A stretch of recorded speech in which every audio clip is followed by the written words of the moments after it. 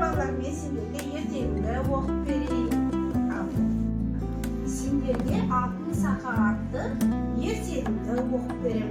Сендер мұқият тыңдап отырыңдар, жарай ма балалар? Алтын сақа. Ерте ерте ертеде, ешкі жүні бөртеде, бір байдың бір баласы болды.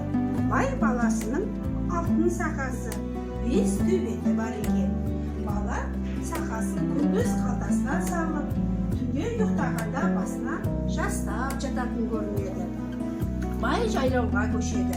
Жалғыз баласының алтын сақасы жұртта ұмыт қалып қояды. Асы көмейін десе, сақасы жоқ.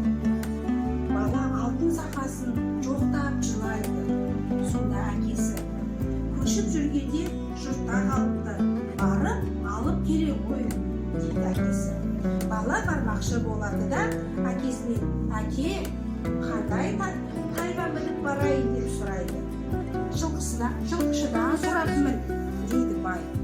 Жылқышыға бала: құрығыңды құлдыратып, жүгеніңді сылдыратып, жылқыға бар. Қайдай бетке қараса, соны мін. Алтынның жанында жын шайтан, мыстанда жүріп, абай бол деп сақтандырыпты. Бала құрығын құлдыратып, жүгенін сылдыратып, жылқыға келеді. Кесе шеттегі бір қотыртай балаға қарайды. Бала сол қотыртайды ұстап жүгендейді. Жүгендегенде тайдың қотыры жазылады. Үстіне тоқым салғанда құнан болады, үстіне жер салғанда төмен болады. Айылын тартқанда 5 ат болады.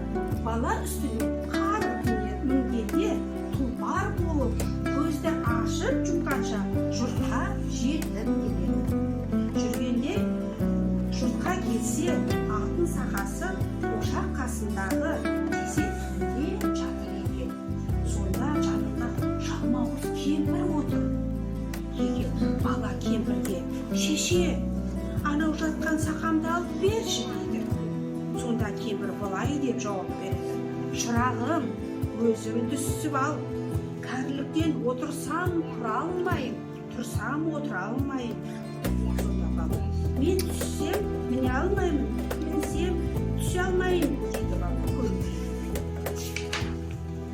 Осы сәтте бала мінген тай алтын сақаның жанына келіп жата кетеді. Бала үзеңгіден аяғын суырмай сақаны іліп алып кетеді. Тай шаба жөнеледі. Жалмауыз кемпір тұра қуады. Бала қашып келеді. Кемпір қуып барады. Әрі-бері қуып жете алмайтын болған соң, кемпір бір тісін алып, жұлып лақтырады. Тіс бір тайдың бір аяғын жұлып түсіреді. Тай 3 аяғымен қашып жеткізбейді. Кемпір тағы бір тісін жұлып лақтырады. Тайдың тағы бір аяғы жұлып түседі. Енді ол қос аяқтап шабады. Тай әлсірейді. Жолында бір бәйтерекке кез болады.